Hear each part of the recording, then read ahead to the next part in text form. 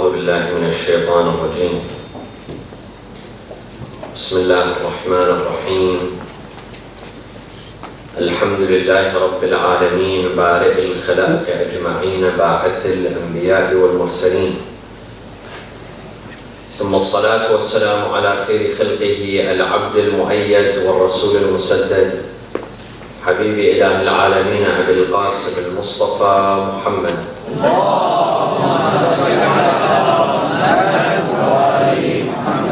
وعلى أهل بيته الطيبين الطاهرين وصحابته المنتجبين. صلى الله عليك يا أبا عبد الله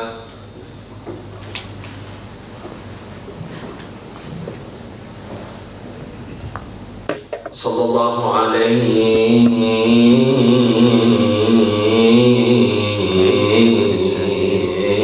يا سيدي ويا مولاي يا ابن رسول الله،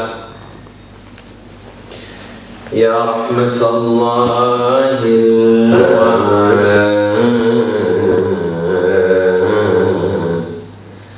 ويا باب نجاة الأمة ويا عبرة كل مؤمن ومؤمنة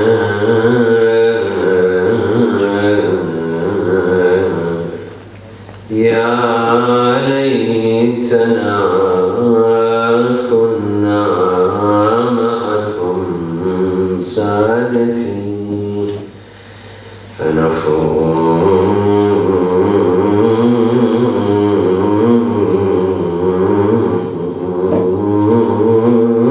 فوزا عظيما. أعوذ بالله من الشيطان الرجيم. بسم الله الرحمن الرحيم. ونفس وما سواها فألهمها فجورها وتقواها. قد أفلح من زكاها وقد خاب من دساها. صلوا على محمد وآل محمد. A second for the love of Imams Al-Hassan Al-Hussein.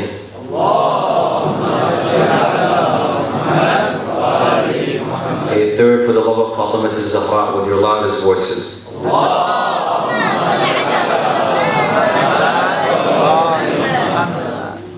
There were two classmates that lived together, studied together, went to class together, reviewed their studies together in the city of Najaf.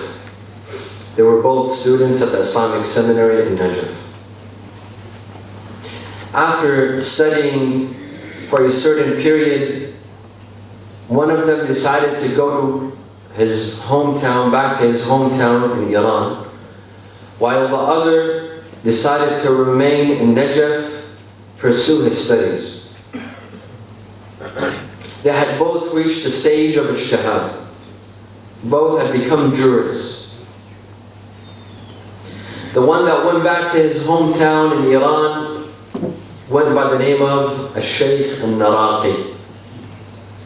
The one who remained in Najaf and continued his studies was Sayyid Bahr al-Ulum, who later became the top marja' of his time. But these two friends, these two buddies, these two classmates remained writing to each other for a very long time. They would exchange letters, ask about one another. Sayyid Bahr al-Ulum would always ask Shaykh al-Naraqi to come back to Najaf, at least for a visit, at least to visit the shrine of Amir al-Mu'mineen alayhi afdal salatu wassalam.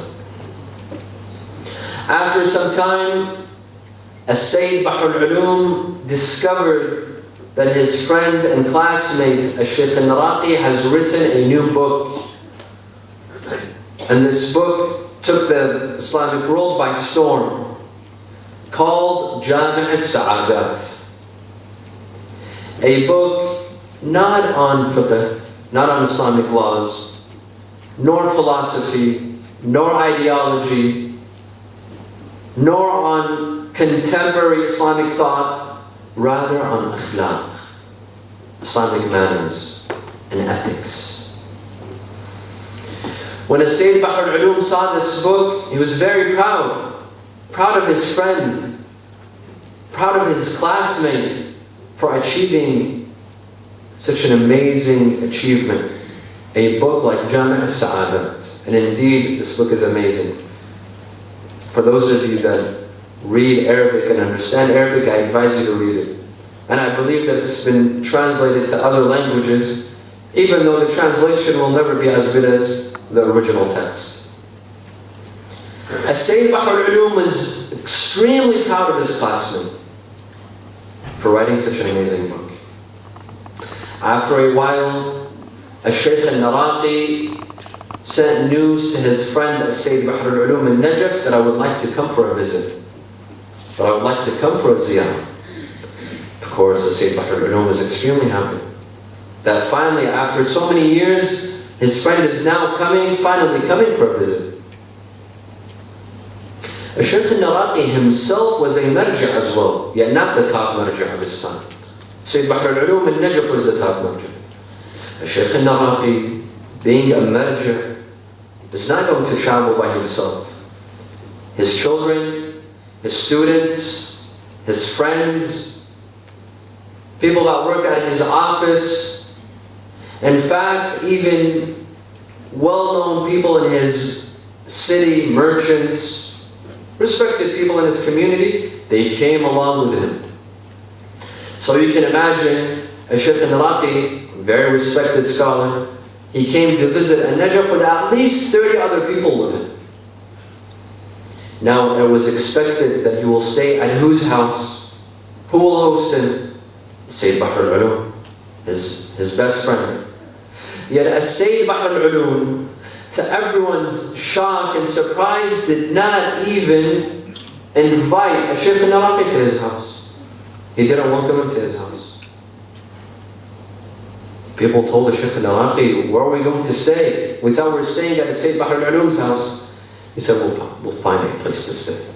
Perhaps Sayyid Bahr al-Ulum is busy. Perhaps he has guests. Shaykh al-Naraqi landed in Najaf.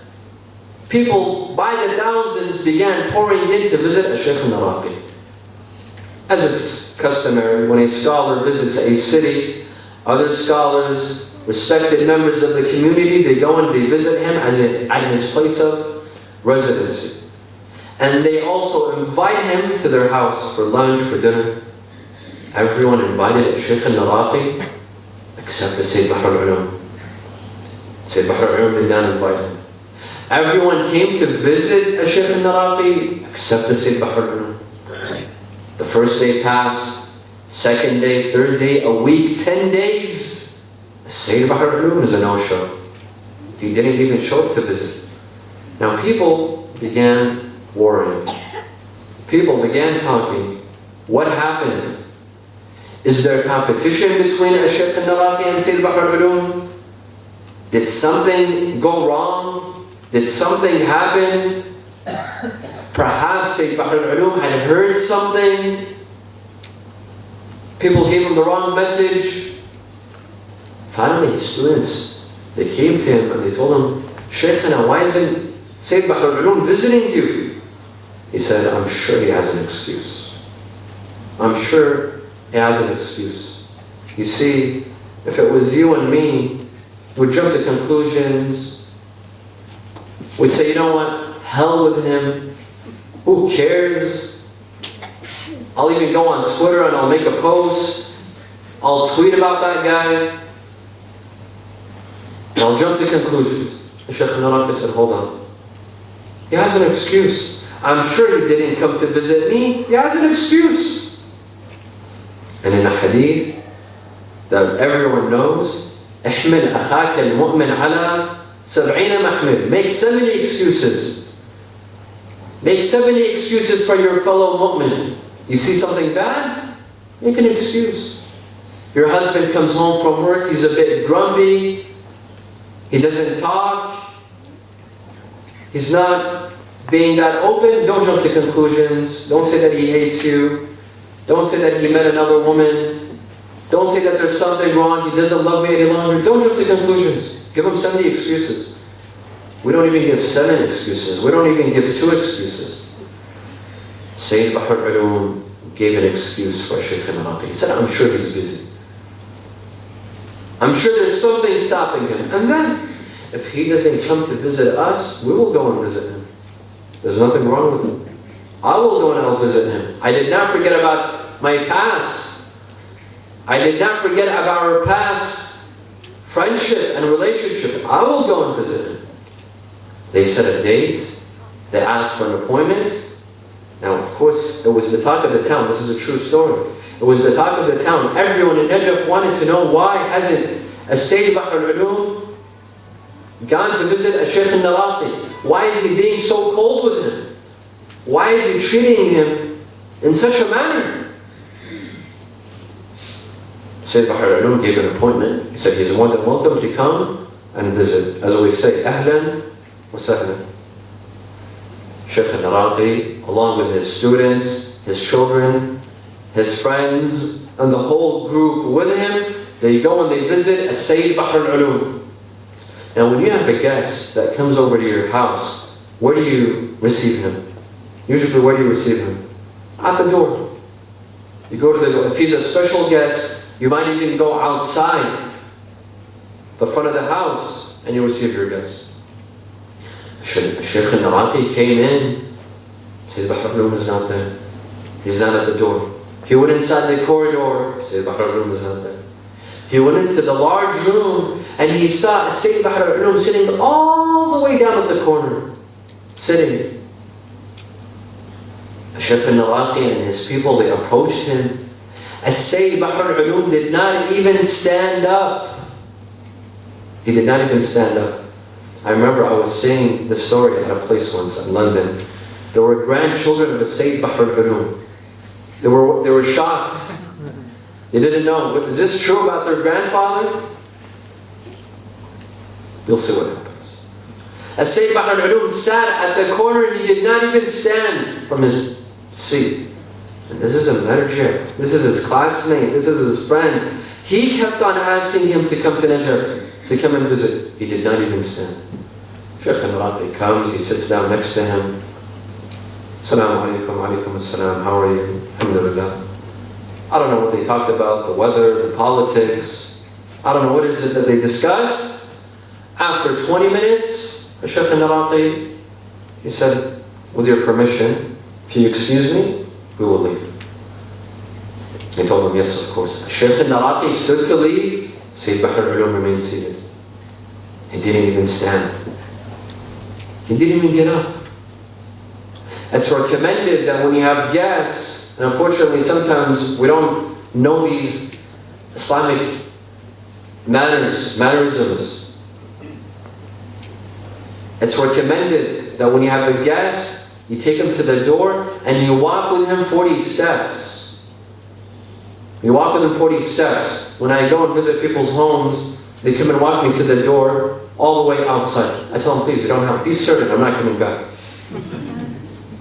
But it's out of ethics, out of akhlaq, to take the person outside. Sayyid Bahr al-Ulum remained seated. Shaykh al-Iraqi got up without saying a word, without saying anything, without saying, why are you insulting me in this manner? Why did you forget about our friendship? Why did you forget about our relationship? He didn't say a word. He kindly smiled and he walked to the door. All of a sudden, Sayyid Bahr al-Ulum stands. He stands and he runs. He runs to the door and he hugs his old friend. He hugs him and he kisses him. Everyone is looking at him very weirdly. I mean, why are you behaving this way? Why being cold for so many weeks and then all of a sudden You act this way. He said, listen people, I know I've been acting weird. And I know you've been asking questions about my behavior. But let me explain to you. I'll tell you why I've been treating my friend in this way. My friend, a couple of years ago, he wrote a book called, let's test your memory, Jami' al-Sa'adat. And again, this book was about what? Not law, not philosophy, not logic, not mathematics, not science. It's about akhlaq, manners. I wanted to show everyone that my friend here, when he wrote his book about akhlaq, he was the first person to implement his words. He was the first person to implement his own teachings. I wanted to show everyone what my friend is all about. Sallu ala Muhammad wa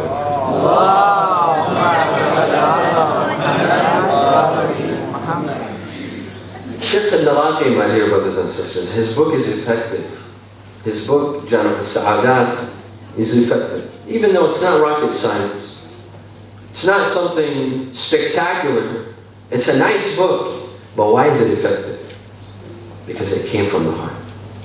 Because he was the first to implement it.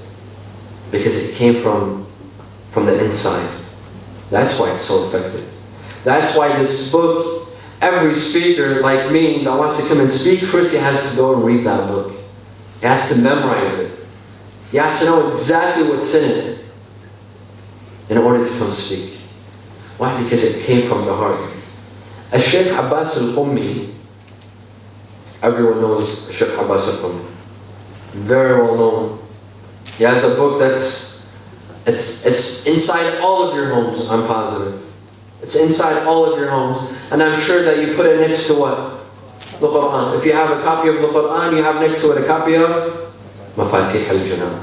When Sheikh Abbas Al-Qummi, he wrote this book, when he wrote the book Mafatih al-Jinan, he wrote it, of course, he didn't have a laptop or an iPad. He wrote it by hand, and he took it to the publisher. He gave it to the publisher, and he told him to publish this book for me. After a couple of days, he came back. He came back to the publisher, told him, give me back the book. I want to revise it a little bit. He gave him back the book. Sheikh Abbas Al-Qummi kept the book with him. The publisher waited 2 days, 3 days, a week, 2 weeks, a month, 2 months, up to a year. Sheikh Abbas Al-Qummi never returned the book. After exactly a year, Sheikh Abbas Al-Qummi came back with the book. He told him, now, if you want to publish it, you can publish it. He told him, what took you so long? It doesn't take that long to revise the book. Why did it take a year for you to return the book? He said, I have an excuse. The publisher kept on insisting, why didn't you give me back the book? He told him, if you didn't insist, I would not have told you. But the reason why it took me 1 year to return the book, he said this book, Mafatih al-Jinan, it's full of supplications. And it's full of a'mal. For the day, for the week, for the year. It's full of supplications to be recited on Monday, Tuesday, Wednesday, throughout the day, throughout the week, throughout the month. I thought to myself, that have I recited these supplications? All of them? Or no? The a'mal in this book, have I done them all myself? Or no? He said, I thought about it, and I remembered that there's a couple of supplications in a'mal that I haven't done. How can I publish a book for others to practice this book before me? How can people recite some of these supplications and a'mal that I haven't done myself? I did it all and I came back. Now if you want, you can publish it. Now do you see why in all of your homes there's a copy of Mafatih al-Jinan? Now do you see why you keep Mafatih al-Jinan next to the Quran? It's not by coincidence.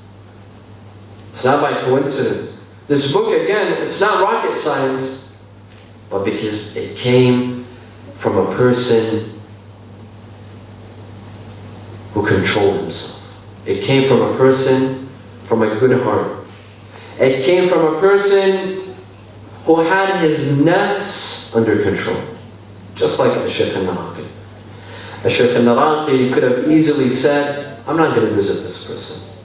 I'm above this. I'm a marja' of my own. I don't need to go and visit my friend. Friendship is good when you have respect for one another. When you don't have respect for one another, hell with that friendship. You could have said this, like many of us would have done. Me and you, if we were in his shoes, we would have done the same. Yet he didn't, because that nafs of his, it was controlled. He controlled it. Sallu ala Muhammad wa ala Muhammad.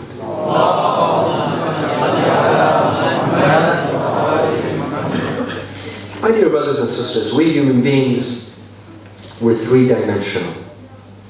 We have three dimensions to us, to ourselves. Our first dimension is our bodies. This is our first dimension. We human beings, we're made up of a body. This body means a lot to us. We feed this body. We work on this body. We spend a lot of money on food. We care about our stomach. If our lunch is delayed 1 hour, we'll go crazy. We'll start yelling, shouting, breaking things in the house. If lunch is delayed just a little bit, why? Because of our stomach. Our lunch has to be on time, our dinner has to be on time, our breakfast has to be on time. We take care of this body. We go out to the gym, we work out. Some people go every day. He won't miss the gym. He'll miss salah, but he won't miss the gym. Or she won't miss the gym. They have to go every day at 6 in the morning. You tell them, wake up at 6 in the morning for Salat al-Fajr? No. Salat al-Fajr is not important. But to go out to the gym every day is very important. They go out for a jog or the gym, they work out. Why? To develop a nice body, to develop muscles, big biceps like myself, and to look amazing. This body, we work on it. We wear the nicest clothing. We'll spend thousands of dollars on our clothing. I know some people, if it's not name brand, it doesn't go on this body. If it's not a Rolex, you can't wear it. If it's not Gucci or Armani, he can't wear it. His clothing and her clothing have to be perfect. One lady in another community once told me, Sayyid, I have 100 pairs of shoes. 100 pairs of shoes. I was baffled. 100 pairs? There are some people like this. They spend on this body. This body to them means a lot. A body that you'll be with for only 60 years. Or 70 years. Or 80 years. And then this same body, insects will come and eat it. Animals will come and eat it when they put us down on the grave. My brother went, one of my brothers, he went and attended a funeral in California, in America. He attended a funeral of a bodybuilder. He said this guy was so huge that they had a hard time carrying his casket. That's how huge he was. His arm was so big, it was so big, that he had wrote around it, Ashhadu an la ilaha illallah, Ashhadu anna Muhammadan Rasulullah. My arm, it could barely fit Ashhadu an la, and it stopped. This guy, his arm fit the whole statement.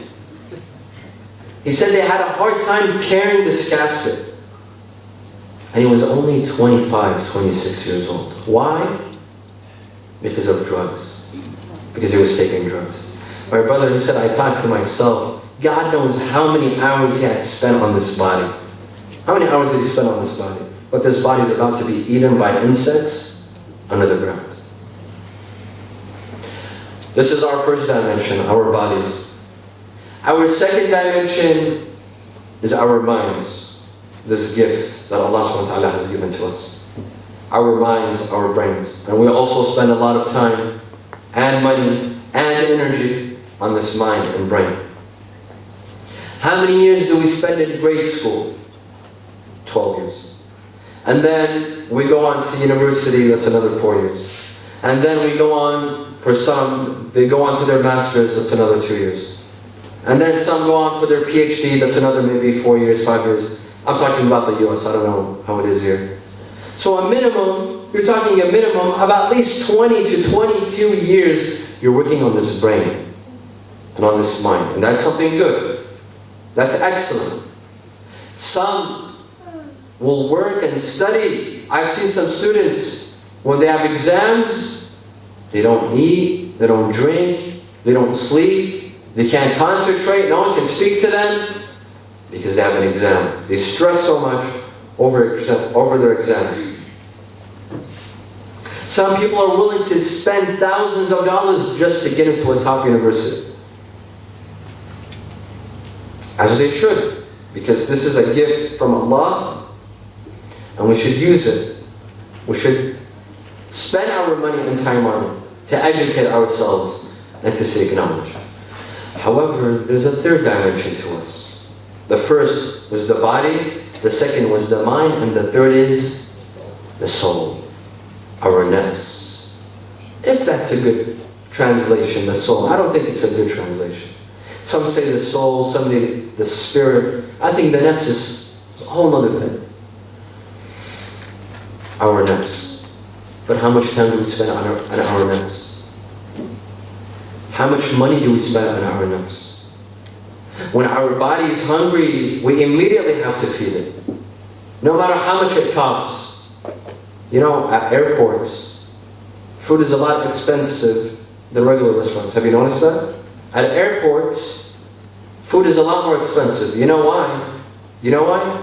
Because you can't get out of the airport. People will say if they're hungry, they'll pay how much ever it takes. What are they going to do? Wait until they get to their destination after 5 or 6 hours? Are you kidding? Who's going to win? People will pay for food no matter how much it costs. That's why they take advantage of you. Food becomes more expensive. Everything becomes more expensive at the airport. Because people pay. We pay for our stomach. We pay to satisfy our bodies. But what do we do for our nafs? This nafs that can either take us to heaven, it can pave the road to heaven, or it can take us, la samahullah, to hellfire.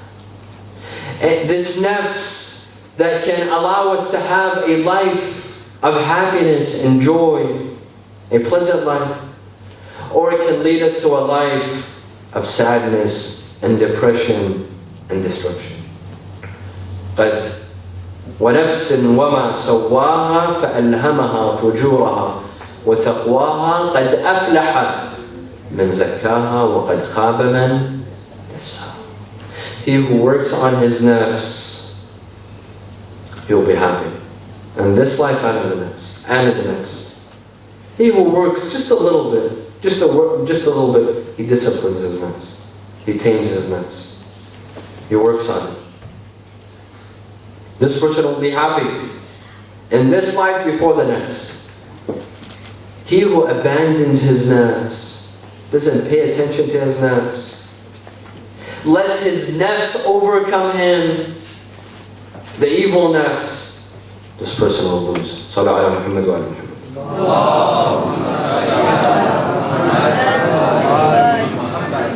You see, the nafs, our soul, it's not a bad thing. It's not a bad thing. The soul, the nafs, can be bad if we allow it to be bad. But if we discipline it and we tame it, it won't be bad. Just like a child. A child, if you let your child do whatever he wants, if you let this child eat whatever he wants, sleep whenever he wants, wear whatever he wants, play with whatever he wants, this child, when he grows up, you know who he's going to become? He's going to become Saddam Hussein. This child is going to become a dictator and a tyrant. Why? Because you didn't discipline him when he was a child. And that's, by the way, that's exactly what happened with Saddam Hussein. Saddam Hussein didn't have a father.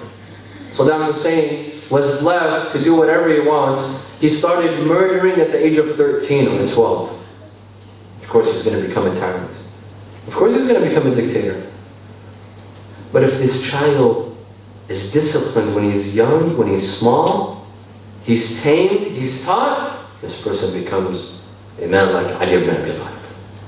This person becomes someone respectful in the community, someone that earns respect and deserves respect. Your soul is the same way.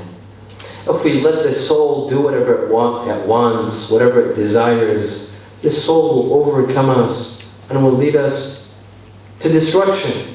But if we learn to discipline this nafs, and I speak for myself before I speak to anyone else, if we learn to discipline this nafs, no, this nafs will serve us. This nafs will allow us to become closer to Allah subhanahu wa ta'ala. In a hadith,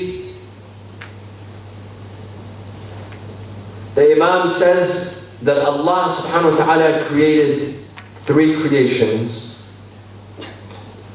angels, animals, and humans. To animals, He gave them desires without comprehension and logic, without reason. To angels, what did I say? To animals, He gave them desires without reason and logic. To angels, He gave them logic and reason without giving them desires. And to human beings, He gave them both reason and logic and desires. And then He says, if a human being lets his reason and logic overcome his desires, he becomes greater than angels. But if he lets his desires overcome his logic, he becomes worse than animals. We have the potential. We human beings, we have the potential. We have the potential to become greater than angels, to the point that Allah will tell the angels to prostrate to this human, when the angels prostrated to Adam, not just because of Adam himself, not just because of Adam as a human being. Adam was a representative of all humans. Some human beings, they can become better than angels, and there are some that can become worse than animals. أُولَٰئِكَ كَالْأَنْعَامِ بَلْ هُمْ أَضَلُّ. The Quran says that there are some human beings, they're like animals, rather they are worse than animals. بَلْ هُمْ أَضَلُّ. صلوا على محمد وعلى محمد.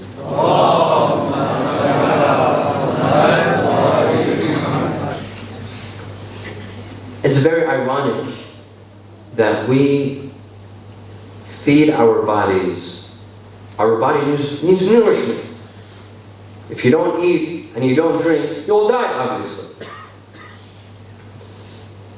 Read about the statistics, read about the scientific reports. How long a human being can live without water? Probably a couple of, maybe 2 days, maximum 3 days, 4 days, and he'll die. A person can live without food, maybe a maximum a week, I don't know. Maybe a week. He won't die. But after that, if he wants to continue not eating for a week, he'll definitely die. We have to eat and we have to drink. We cater to our body, to our body's needs. But we neglect the nafs's needs. Our soul has needs. Our nafs has needs, brothers and sisters. When we neglect the nafs's needs, we fall in all sorts of problems and troubles. Here in the West, in the United States of America, all over Europe, the worst illness for most people, do you know what it is? The worst illness. The worst illness in the West is depression. And the most medicine on demand at pharmacies, we have pharmacists, maybe they can support us. The most medicine on demand is antidepressants in the West. Prozac and its likes. Do you know that? People want antidepressants. Antidepressants are on demand. In the United States of America, in the year 2009, 20 million people attempted suicide. 20 million people. 1 million of them actually committed suicide. They committed suicide. Why? Why is it that people are resorting to suicide? Why is it? I saw a statistic the happiest countries on earth. Who do you think is the number one, the happiest country on earth? Who do you think? Some people immediately say the United States of America. It's not America. America is not number one. No, it's not Kuwait. America is not number one. And it's not even number two. In fact, America did not even make it to the top 10 list. It's number 16. Who's the number one country that's the happiest? Not Australia. Sorry. Well, after tonight, after hitting the lecture, maybe. But it's not Australia. Nigeria. Nigeria that's going through poverty. Nigeria that has all sorts of epidemics. For God's sake, in Nigeria there's shooting out on the street. But they're happy. They're happy. They're the happiest country in the world. Why is it that the United States is the 16th country and Nigeria is number one? What is it? My dear friends,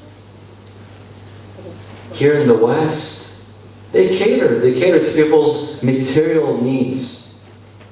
Material needs. Here you'll find the best restaurants, guaranteed. And you'll find the best clothing. All the fashion designers are here. And you'll find the best cars, the most luxurious cars. And you'll find the most modern technology that you won't find in other places. But is this it? Is life just about it? Food, eating, drinking, wearing, using the most modern technology, Wi-Fi everywhere, 4G, you can't go anywhere, disconnected. Is this life? Is it just about this? Is that all that a human being needs? Absolutely not. He's neglected another aspect. He's neglected his nafs. He's neglected the needs of the nafs. This nafs, it needs worship. It needs a relationship with its creator. This is what they neglect in here. This is what they neglect in these sort of countries. They neglect the relationship with Allah subhanahu wa ta'ala. They neglect the need to worship. This need of worshiping, it's a human need. It's a biological need. It's a need in our systems. But when you neglect it, when you neglect the nourishment of your nafs, you try to attempt suicide. Some people even commit suicide. Why? Because their nafs has been starving. It's in starvation. It's hungry, but no one fulfills it. When we worship Allah, we're not doing the service to Him. Our worship is not for Allah. It's for us. We need it.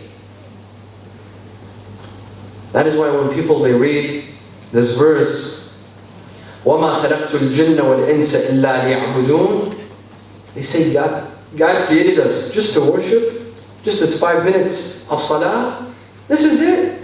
Life is all about praying and fasting. Yes, it's all about praying and fasting. Why? Because it's not for Allah. It's for us. We need it. We need worship in our lives. We need to remain connected to Allah. Because this 5 minutes of salah, it gives us purpose in life.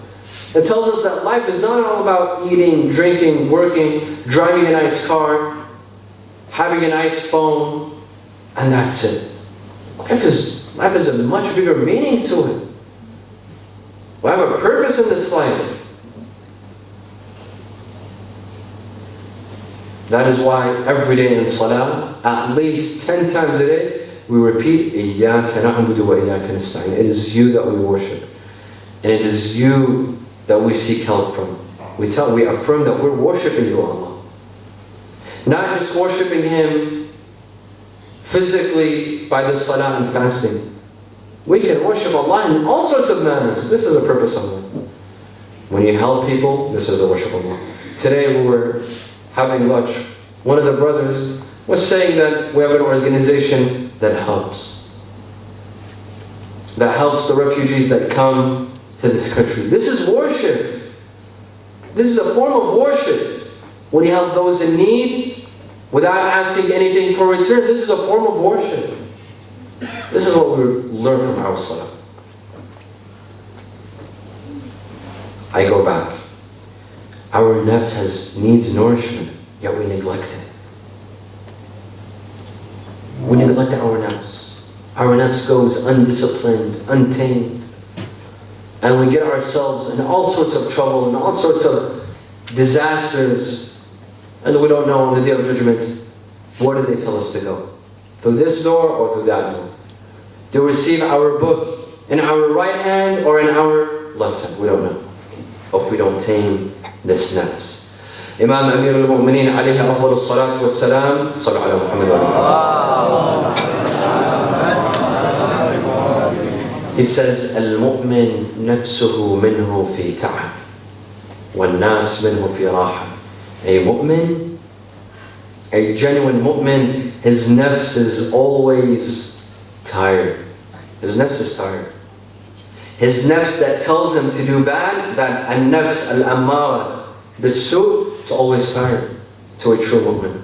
Because it tells him, don't pray, there's no need to pray. What's the point of praying? Yeah, he prays. It tells him you don't need to fast. Are you crazy?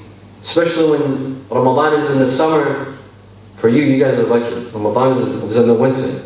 For everyone else across the globe, Ramadan is going to be in the summer. It's difficult. It's difficult, especially in some parts of Europe. 2 years ago, Ramadan I was in Europe. In some parts of Europe, the day is 19 hours. They have to fast. Imagine if you're young, you have to go to school, and you don't eat and drink for 19 hours. There are some people that suggested that Ramadan should be like the World Cup. Once every 4 hours, every 4 years. And in only one country, not in the other countries. This is the nafs talking. The nafs says, are you crazy? You don't eat and drink for 19 hours, for 18 hours? Go eat. Go drink. Especially if no one's watching you, go eat. I remember once I was driving to school during Ramadan, and I was a bit late. I was driving, and I saw one of my friends in his car, he's also driving, eating a sandwich. And he thought that no one was watching him. And of course I drove away quickly. I didn't want him to know that I saw him. Then I'm told you eat. A young lady, good looking, she wants to wear hijab. And I'm saying, are you stupid? What is that long hair for? That beautiful long hair for? That beautiful physique. Show it to people. Show it to others. You don't need to wear hijab. You're still young. Wait until you're 60. When you're 70, then wear hijab. When no one even wants to look anymore, then wear hijab. This is the nafs. This is the nafs talking.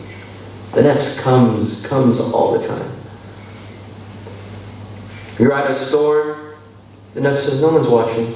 Pick up that lipstick and put it in your pocket. You go to a nice hotel, they have nice towels, the nafs says, steal the towels.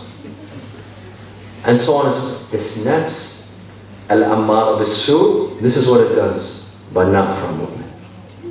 Al-mu'min nafsuhu minhu fi ta'ab. For a mu'min, his nafs is always tired. It always demands. It always demands from him, it commands from him, but he says no. He's always saying no to his nafs. He's always saying no to his nafs. This is a mu'min. There were two scholars living in the same city. One was more knowledgeable than the other. The one less knowledgeable, he was jealous of the one more knowledgeable. And unfortunately, this sometimes happens, even to the best of us, even to us, to scholars, even perhaps to a marja. He might be extremely knowledgeable, but if he hasn't tamed and disciplined his nafs, everything will go wrong. The one less knowledgeable was jealous and envious of the one more knowledgeable. One day they were at a gathering, and they started discussing an issue on Islamic law. They started debating it. The one less knowledgeable, he started insisting on his opinion. He kept on insisting on his opinion, And then he insulted the other scholar, the older, more knowledgeable scholar. He insulted him. He told him, I'm shocked that people even call you a alim, a scholar. He insulted him. The more knowledgeable scholar, whom his opinion was correct, and the other guy's opinion was not correct, he remained quiet.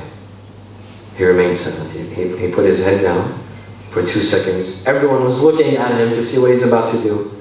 How is he going to return the insult? How is he going to seek revenge and attack the other scholar? He got up. He went towards the other scholar. He took his hand and he kissed him. And then he left. His students followed him. His students told him, Maulana, what did you do? The man insulted you in front of everyone, and you were right. Your opinion was correct. Instead of replying to him, instead of saying something to him, you could have at least just remained quiet. You got up and you kissed his hand. This person is going to think that he was correct. He said, yes. My nafs also told me to insult him back. And I could have insulted him back. And I knew how to insult him back. My nafs told me, get your revenge. Get your revenge and insult him back. But I thought to myself that this nafs that wants me to seek revenge, this nafs that wants its revenge, this nafs deserves a punishment. How do I punish him? How do I punish my nafs? I get up and I kiss the other person's hand. I punish my nafs. So that it never does this to me again. It never tries to fool me again. I punish it. How can we be like this? I wish we can be like this.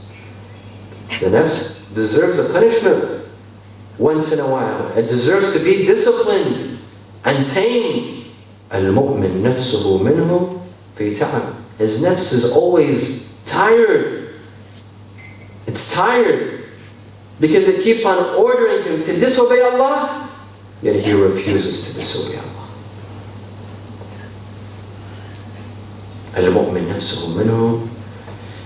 We have tomorrow night to see you again, inshallah, and to continue our lecture, inshallah. I don't want to take too much of your time.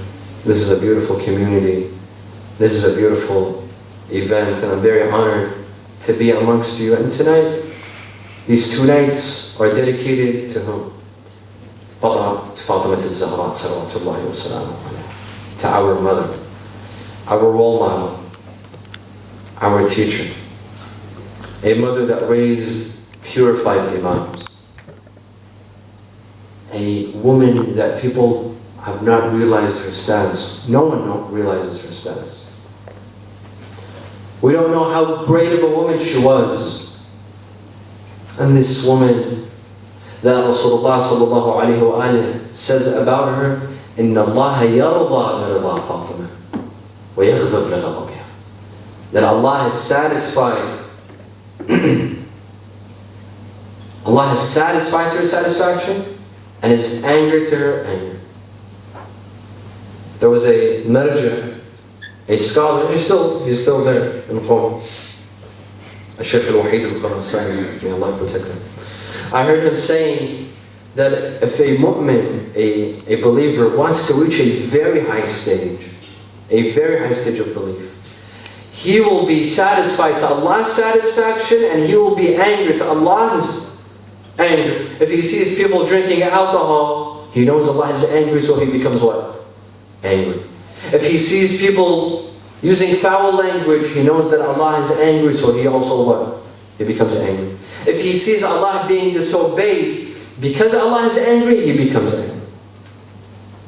And when he sees people doing good, because Allah is satisfied, he is also satisfied with such people. He says a person like this, who is satisfied to Allah's satisfaction and is angry to Allah's anger, this person has reached a very high stage of belief. But with Fatemiyya al-Zahra, Rasulullah does not say Fatemiyya is pleased. Fatemiyya is pleased to Fatemiyya is satisfied to Allah's satisfaction. And she's angry to Allah's anger. He says, Inna Allah yarda li Fatemiyya. Allah is pleased when Fatemiyya is pleased. وَيَغْضَبْ لِغَضَبِهَا. And Allah is angry when Fatemiyya is angry. Do we realize her status? Do we realize her position? Why is it that in Hadith al-Kisa, the whole story, you know the whole story of Hadith al-Kisa, when Jibreel comes down upon Rasulullah and Fatima and Amir al-Mu'mineen and Al-Hassan and Hussein, they're all under the blanket, and he says, Allah sends His peace and blessings upon you, and He purifies you. إنما يريد الله يذهب عنكم رجس أهل البيت ويطهركم تطهيرا. When Allah is sending down Jibreel, He tells him, وَمَنْ هُمْ تَحْتَ الْكِسَى? Who is under the blanket? Of course, Jibreel, he didn't know. He didn't know who was under the blanket. He knew, but he wanted to hear it from Allah. Sometimes you know certain things. You know, when you know a story, but when that story happened to someone, you want to hear the story from that person. It comes out nicer from that person. Jibreel wanted to hear it from Allah because it sounds nicer from Allah. Allah told him, هُمْ أَهْلُ بَيْتِ النُّبُوَّةِ وَمَوْضَعَ الرِّسَالَةِ هُمْ فاطمة وأبوها وبعلها وبنوها. صل على محمد وآل محمد.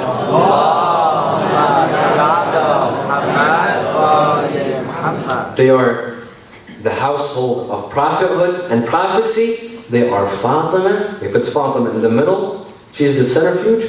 Fatima وأبوها وبعلها وبنوها. She's the centrifuge. And they all revolve around her.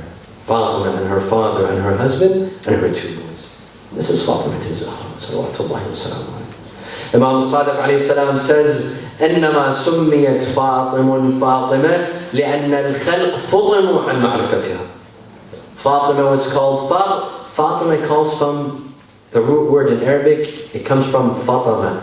Fatama is when you stop a child from breastfeeding. You stop the nursery. The child will no longer breastfeed. You stop him. He abstains from breastfeeding. This is the root word of Fatima. He says, إِنَّمَا سُمِّيَتْ Fatima. She was named Fatima because people do not know her position. They have been stopped, their minds have been stopped from realizing who she is. It says Fatima Zahra, salawatullahi wa salamu alayha. When death approached her, only 95 days after the death of the Prophet. And this is the maximum. There's another narration that says 75 days. There's another narration that says only 40 days. When death approached her, when she knew that today is the day, she asked Amir al-Mu'mineen to say her will. Let's turn our hearts towards Medina. Let's spend just our last moments with Fatima Zahra tonight. She told Amir al-Mu'mineen that I have a will to say to you, to ask from you, but I don't want the children to hear it. So ask Al-Hassan and Hussein to leave the house so that they don't hear my will. It was a very sensitive will. It was something very emotional. Ask the children to leave the house so that I could tell you. Al-Hassan and Hussein left the house. Amir al-Mu'mineen comes close to Fatima Zahra and they hug one another for an hour and they cry. And they shed their tears. It was a very sad moment for Amir al-Mu'mineen. Just 2 months ago he lost Rasulullah. The loss of Rasulullah was great for Amir al-Mu'mineen. Rasulullah was his brother and cousin. He never left him, not a single moment for 30 years. From the moment that he was born, that Amir al-Mu'mineen was born, till the moment that Rasulullah died, they were inseparable. It was a major tragedy. And now Fatima Zahra was leaving. This was a huge tragedy upon the heart of Amir al-Mu'mineen. They grabbed one another, they hugged one another, and they cried. And then Fatima Zahra says her will. يا ابن العام إذا قضيت نحري فغسلني وكفني. Oh my cousin, once I die, wash my body, put on the kafan over me. وغسلني بالليل إذا نامت العيون. and wash my body at night, bury me at night when all eyes have shut to sleep. وادفني بالليل إذا نامت العيون وهجأت الأصوات ولا تشهد جنازتي ممن ظلمني. And don't let any of those that oppress me participate in my burial. وعفي موضع القبر. And don't let anyone discover where my grave is. Hide my grave. وتزوج من بعدي ابن أختي أمامه واجعل لها يوما وليلة ولولدي يوما وليلة. And marry my niece Umama after me. However, my cousin, have one day, one night for your wife, and another day, another night for my children, Al-Hassan wal-Hussein. ولا تصرخ في وجوههما فإنهما أصبحا يتيمين غريبين بالأيام فقد جدهما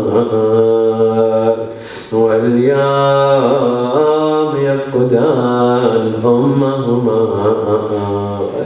My cousin, don't ever shout in the face of Al-Hassan wal-Hussein. A few days ago, they lost their grandfather. Today, they will be losing their mother. واكثر عند قبري تلاوة القرآن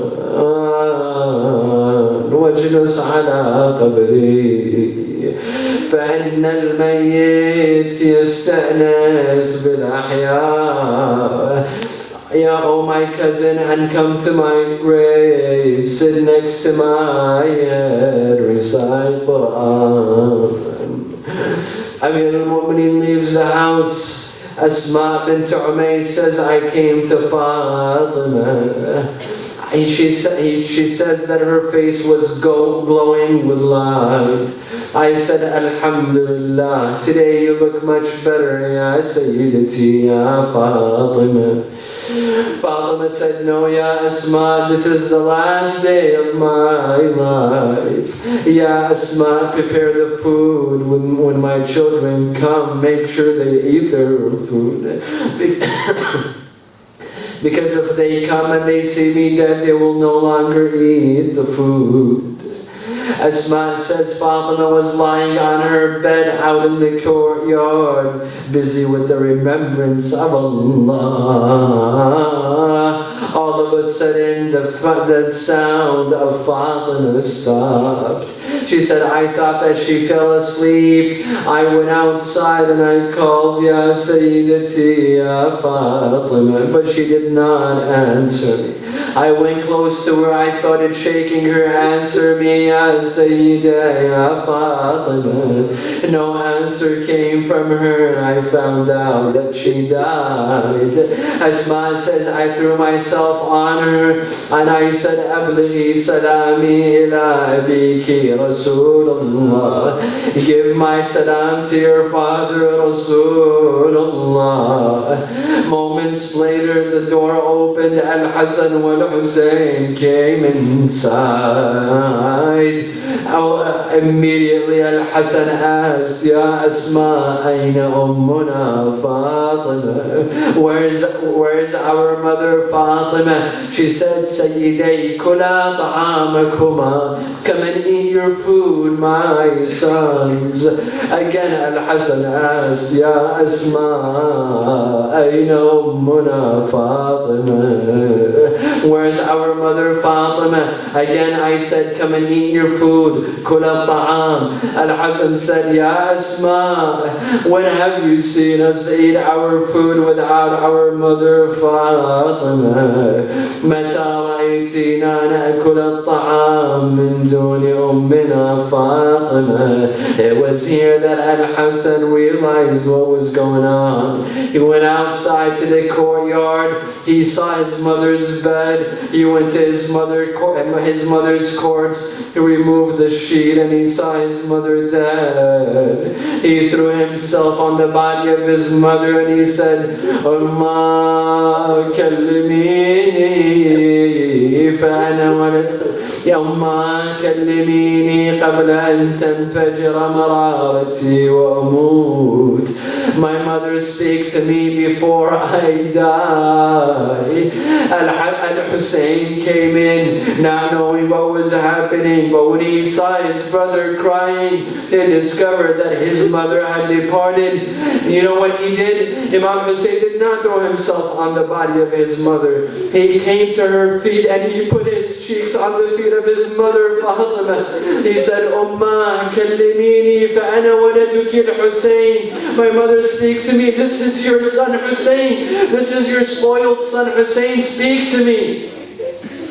Al-Hasan and Hussein rushed to the masjid. No one had known about the death of Fatima. They were crying, they were shouting. The Sahaba, they tell him, Ya ibnay Rasulillah, ma yubkikuma. For what reason are you crying, O children of Rasulullah? They say, Awalaysa qad matat ummuna Fatima.